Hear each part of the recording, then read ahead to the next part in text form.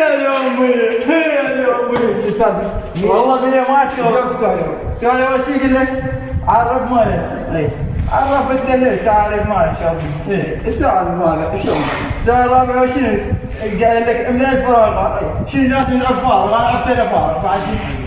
السؤال الاخير مع منادي لكم قلنا اليوم والله انا كتبت له رحم الله والديك حلو يعني انت يومي من اليوم